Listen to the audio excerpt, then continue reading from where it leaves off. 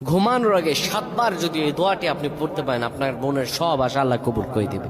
সব আশা আপনার কবুল হয়ে যাবে ইনশাআল্লাহ। এটি আপনি আপনার পরিবার মানুষকে শেয়ার করবেন। এটি আপনারা যখন দেখবেন শেয়ার করবেন, এটি আপনার একটি শেয়ারে আপনি আমল না করে সব পেয়ে যাবেন। বিপদে আপদে পড়বেন, পুরা দোয়াটা হাদিস শরীফে এসেছে, আমার সাথে পড়েন। হাসবি আল্লাহু লা ইলাহা ইল্লা হুয়া আলাইহি তাওয়াক্কালতু ওয়া হুয়া রাব্বুল আরশিল আযীম।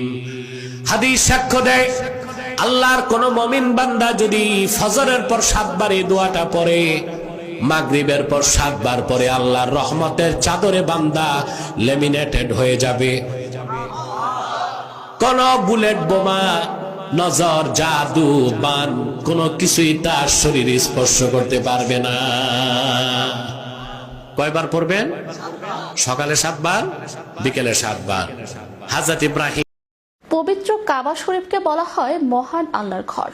আপনি জানলে অবাক হবেন যে পবিত্র কাবা ঘরের উপরে কখনো পাখি ও বিমান উড়ে না। কুদরতি দৃষ্টিকোণ থেকেও তার অবস্থান এমনই যে তার উপর চন্দ্র ও সূর্য অবস্থান করতে পারে না।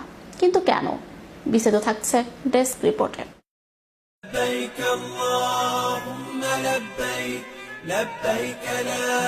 পবিত্র কাবা শরীফকে বলা হয় মহান আল্লাহর ঘর। আপনি জানলে অবাক হবেন যে পবিত্র কাবা ঘরের উপরে কখনো পাখি ও বিমান উড়ে না। কুদরতের দৃষ্টিকোণ থেকেও তার অবস্থান এমনই যে তার উপর চন্দ্র ও সূর্য অবস্থান করতে পারে না। কুরআন এবং বিজ্ঞান প্রমাণ করেছে যে গোটা পৃথিবীর কেন্দ্রবিন্দু। তোমার বাবা কই? কতদিন ডাকে না তোমার বাবা তোমারে?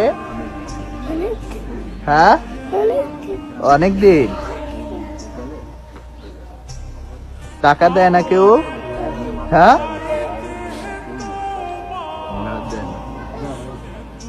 বাবা বলে ডাকে না কেউ তোমাকে? না,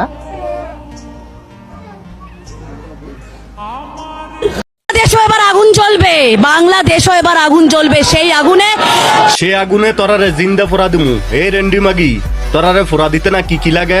1 পা কেরাসিন আর কিছু শুকনা লার্কি। এগুলো আমরা বাংলাদেশের মানুষ লেডি কইরা লাগছি। কবে আবি? সাথে দাদা বাবুর আর লই আইস, এক লগে ফোড়া দা, তোরারে স্বর্গে ফাড়ামু। এই জয় মা কালী, তোর সাউয়াই লাগা মুতালি। আই যাচ্ছি না এলার্জি।